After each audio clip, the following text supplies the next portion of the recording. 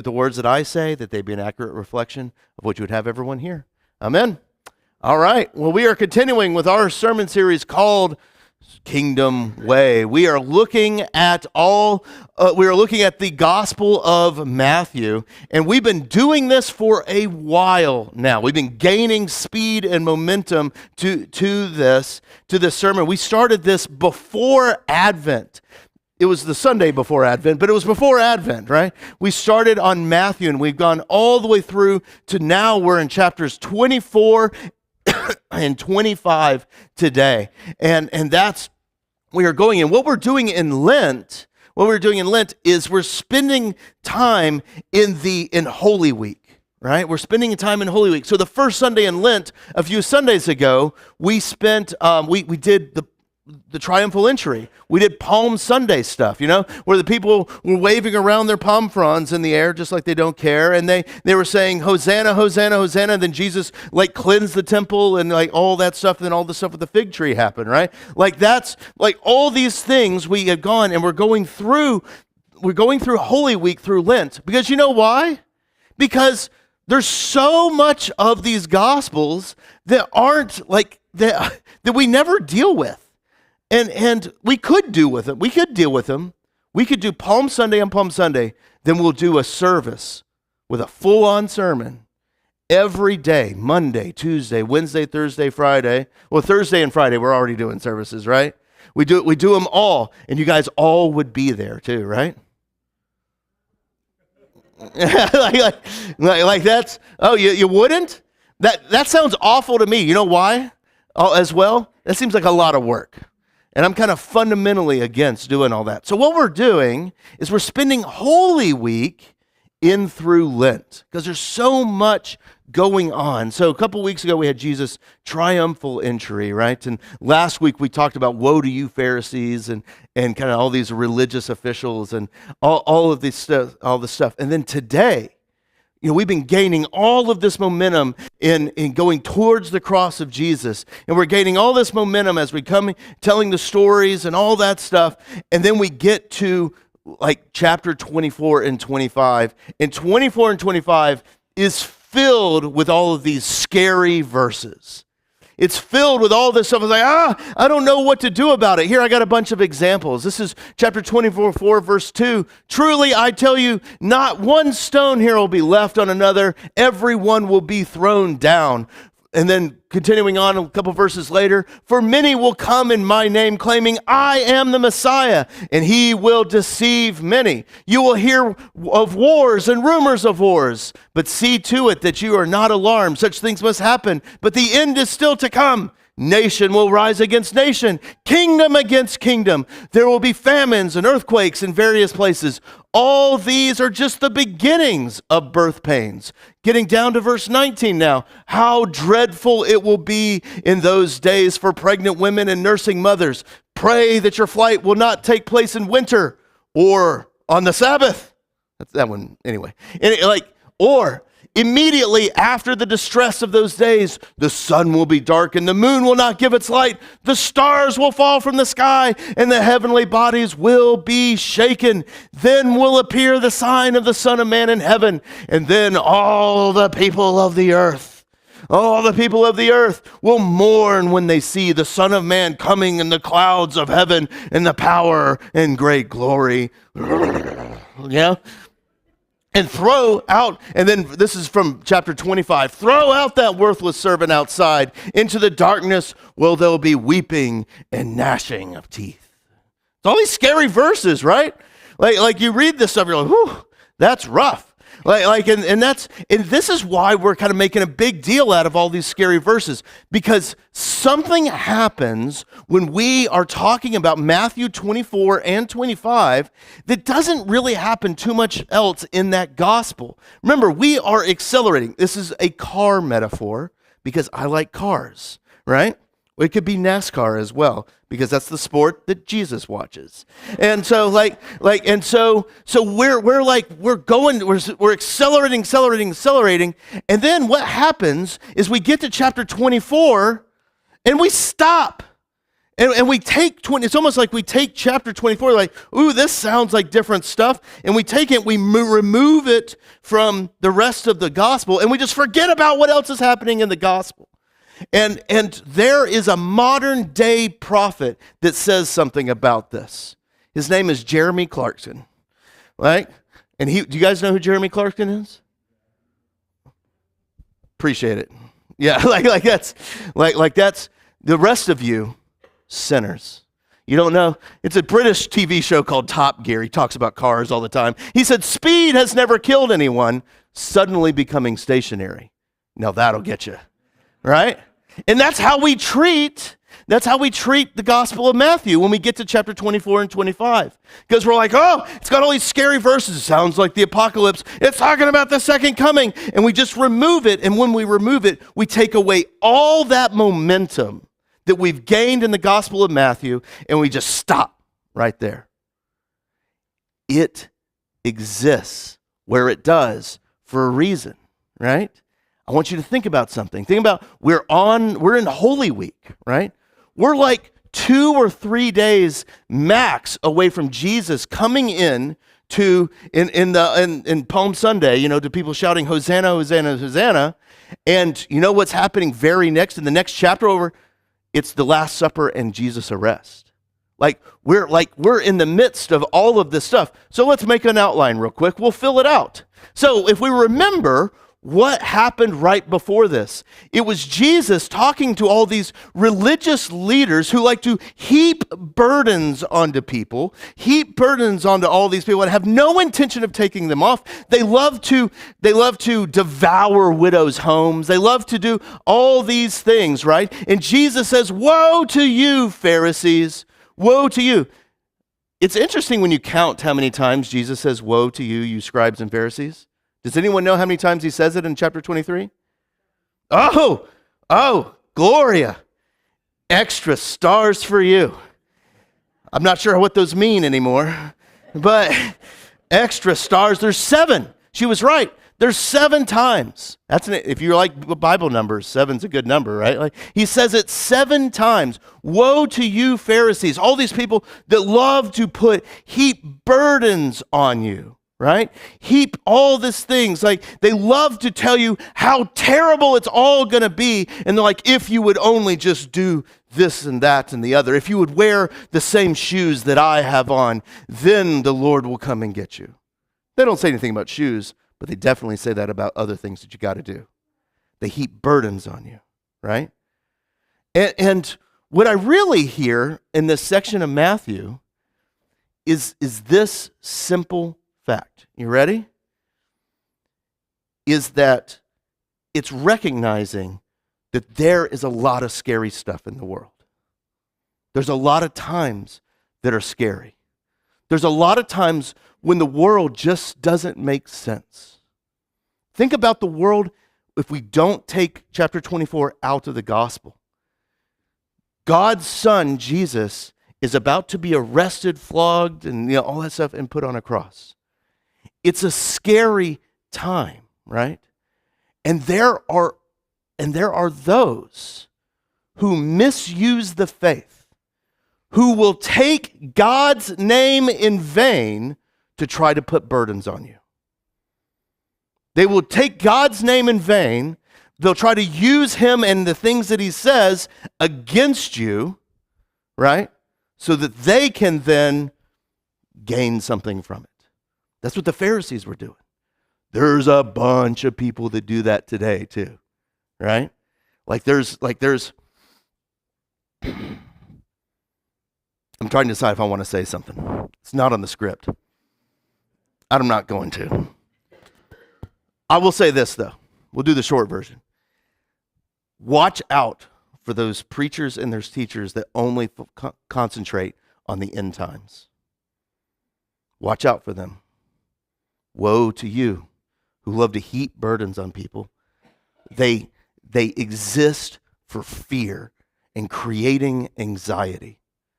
And remember, Jesus says, my burden is light. And I think what chapter 24 is doing, that it's recognizing the fears that we all have, right? All this scary stuff. Let's actually look at what this is doing, though, when you actually look at what the verses are saying. So we read this a little bit ago. Immediately after the distress of those days, the sun will be darkened. All right. For those of you that like to go to the next level in sermons, I'm not going to explain this. I'm going to let you get there on your own. What are the main gods of Rome? What are they from? Kind of lunar and like planetary bodies? Okay, all right, cool. That's all I'm going to say. The sun will be darkened, the moon will not give its light, the stars will fall from the sky, and the heavenly bodies will be shaken. Those who have ears to hear will let them hear. And then will appear the sign of the Son of Man in heaven, and then all the people on earth will mourn when they see the Son of Man coming on the clouds of heaven with power and great glory. And you're like, ooh. This is all scary stuff, like what's going to happen with this?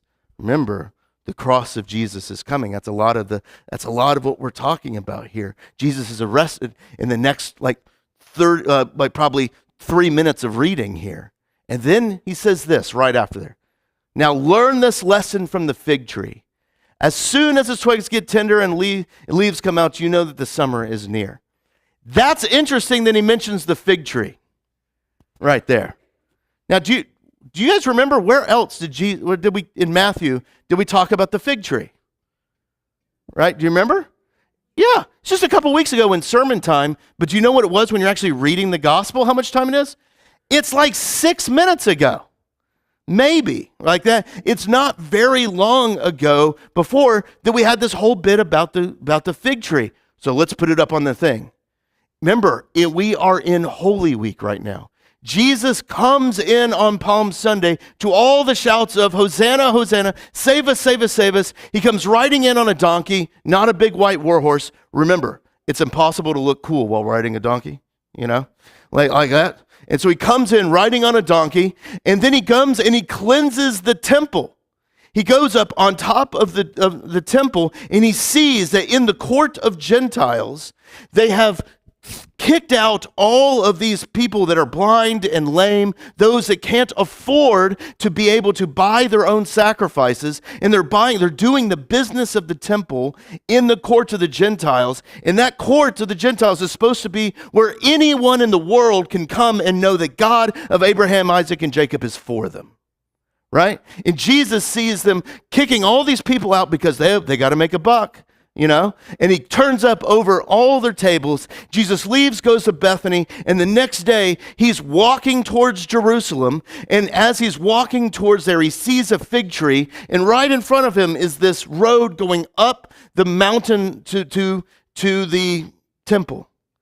And he sees the fig tree and he curses it. And then the disciples clutch their pearls when he curses the fig tree. Like, what did the fig tree do to you, Jesus? And then he says this, and this is key to understanding this whole thing. He says, if you have enough faith, you can throw that mountain into the sea. Now, we all know how we've always heard that phrase, right? Oh, if you have enough faith, you can throw mountains into the sea. And listen, it'd be nice to have that amount of faith right now. We have an issue with this building right now. We have a slow leak. We don't know where it is. We kind of think it may be underneath the foundation. It would be nice to be able to have enough faith to lift the whole building up and move it around and inspect it and all those things, right? Look at there it is, let's fix it. It'd be nice to have enough of that. That's not what he's talking about. He's talking about that temple. That temple. If you have enough faith, that can go away. All of this can go away. All this outside stuff can go away, right? All that bad religion can go away. All that anxiety about do we have enough to pay the bills can go away, right? All that stuff. And I can prove that that's what this is talking about, because if we go to the very next verse after what we were just reading about the fig tree, he says, truly I tell you, this generation will certainly not pass away until all these things have happened. And then he says this, heaven and earth will pass away, but my words will never pass away. All that may go away, but what I've said will last forever. The temple can go away. After all, it will be destroyed in 30 years after Jesus says this by Rome. You know, it can all go away, but have faith. Because even if it does, even if it's all thrown into the sea, Jesus will always be with you. Don't be like those Pharisees and those scribes. Don't be like them who are so self-absorbed in their own self-righteousness that they are so self-righteous in what they can do that they don't even need God anymore. Don't be like them. Now, they would never say that. You know, no bad leader would ever say that. But it's almost like when you read chapter 25, there's these 3 parables in it. And the first parable, it's almost like those Pharisees are like 5 of those young girls who knew beyond a shadow of a doubt that they had enough oil, but they didn't. I don't have time to go into that. You can read it on your own. But hear this. You're going to be okay. Even when you're not. You're going to be okay. And I think that's the point here. That's the point. Right before Jesus is arrested, right before all this, there's a lot in the world that seems scary. When it seems like in the end it's all going to go crazy and we don't know what's happening, but it's going to be okay. And I think he's saying this: have enough faith to not curl in and hold on to something so tightly, but have enough faith to be able to let go. I think that's what the middle parable in chapter 25 is all about. Chapter 25 has 3 parables. The first one is about these young girls and oil and this like wedding that they're going to go to. The next one is about the parable of the talents. We're going to talk about that one for just a little bit here. And then the last one is the one we read for our gospel lesson. And we're not going to talk about that one because the sermon was already too long. And so buckle up for the next 30 minutes. Never mind. I didn't say that out loud. But the parable of the talents is kind of this fascinating thing. Because what we realize is, I think what's going on is it's a recognition that the world is scary, right? But have faith to let go. The parable of the talents is this: the kingdom of heaven is like. This is what the kingdom of heaven is like. And then it goes on to explain that there was this master that owned all this land, and he was going to go on a trip, on a grand vacation to probably somewhere like Daytona or something like that, you know? And he's going to go on this grand vacation for spring break. And he goes out there, and he brings 3 servants in. And the first servant, he gives 5 talents. Now, we don't know really what a talent is. Some people say they do. They don't.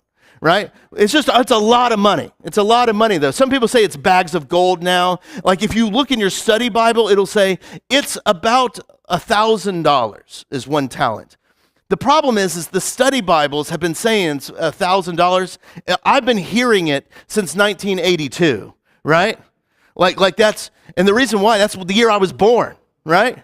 They've been saying it for the last 100 or so years. $1,000 has changed a lot in the last 100 or so years, right? Like it's a ton of money. It's a ton of money, right? And so the first servant is given 5 of these bags of gold or 5 talents. The second servant is given 2 of these bag of gold or talents. And the third one is given 1. And the master leaves. And after some time passes, the master comes back and he asks the servants to come and see what they've done with the money that he has left them. And the first one goes, "Oh, look at what I did. I took your 5 and I doubled it, and you now have 10. And he's like, "Whew, good job, good job." And then the second one comes, "Look at what I've done. I've taken the 2 that you've given me and I've doubled it. We now have 4. And he's like, "Ooh, good job." And then the third one is like, doesn't look at him in the eyes. He was looking down, and we'll read this. Then the man who had received 1 bag of gold came. "Master," he said, "I knew that you were a hard man." He's scared. You see it? "I knew that you were a hard man, harvesting where you have not sown and gathering where you have not scattered seed. So I was afraid and went out and hid the gold in the ground. See, here is what belongs to you." You know, he knew his master gathered where he did not scatter. He knew that he had such high expectations, and so he was so afraid of doing something wrong that he just buried it. And it's such a poignant point right here. Like, this is said right after Jesus comes into Jerusalem, right before he is arrested and goes to the cross. This whole section is just filled with scariness and anxiety.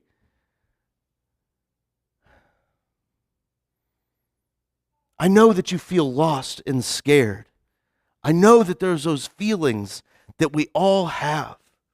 And those feelings can make us feel like we want to curl in, or to quote the parable, to bury our gold in the ground.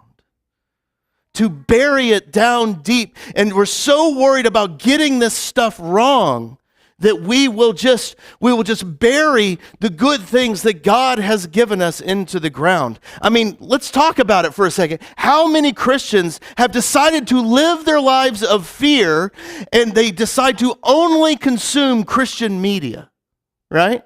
They're only going to go to Christian shows. They're only going to go to Christian schools. And how many Christians have decided that they are only going to do those Christian things? How many churches die every day, have to close their doors because they are so concerned about dying and closing their doors? Someone in the first service laughed at that. That was a joke. It's a very dark joke. But I think it's true, you know? That they've stopped looking at the world around them, instead, because they're worried about doing something wrong, do the same thing year after year after year and just bury it in the ground. How many of us are worried about our jobs, our relationships, our family, that we just do the same things over and over again because we're going to worry that we're going to do something wrong, and so we just hold on to our relationships and the people around us so tight that we actually... I think Jesus is saying something huge about the kingdom of heaven here. And he's saying, I know that the world is scary, but let go. Let go, let it live. Let go and try something. Just try. It can fail. That's fine. Just try. And I want to tell you something that I saw in this parable that I've never seen before. And I thought it was really cool. Remember what they said about that parable of the talents? That it's about God? It's about the kingdom of heaven? I was like, what if God is that one that he took his son? He took his son. His only begotten son. And you think about Jesus himself, right? Remember the agony and the fear that Jesus had. Like, remember, he's like bleeding like blood coming off of, during the Garden of Gethsemane. God, if there's any other way that this can happen, please take this cup from me. Like, it's scary and it's hard and all that stuff. It would have been so easy just to we'll just become the king of Jerusalem and all that stuff. It's so easy to become, this is what everyone wants me to be, like all that stuff. But God and Jesus himself, instead of that, instead of holding on tightly, he released it into the world. And he was arrested and flogged and persecuted and put up on a cross. And think about God, who held his hands open for us, had to hear his only begotten say, Eloi, Eloi, lama sabachthani, which means, my God, why have you forsaken me? God tried. He held out his hands for you. And hope above hope, 3 days later, the author of life itself, like a lily on Easter morning, popping up out of the ground in its head of its flower, shining like the sun, Jesus comes up out of the grave. And just as Jesus comes out of the grave, he grabs all of us who are so frightened about what's going to happen tomorrow, and he pulls us up out of the grave with him. Listen, it is all about Jesus' death and resurrection. You are going to be okay. Jesus is alive. Heaven and earth may have passed away, but you will be okay because Jesus is living and reigning forever. You will be okay. And I hope that you can grasp that if the Father and the Son let go and hold their hands open wide, rather than burying the good things that God has given them, God has given you so much. Wouldn't it be amazing to see what you might be able to do with that? And you might just be surprised that God is calling you a sheep because of it.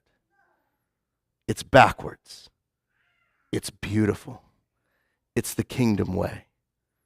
Let's say a prayer. God, we thank you that you love us, that you have brought us to you. Lord, that you hold us with arms open wide, embracing us with hugs of eternal glory. Lord, that you have held us open. Lord, give us the confidence to do the same. And Lord, please keep guiding us in all of our ways. Thank you, Jesus. Amen. We'll say our next song together.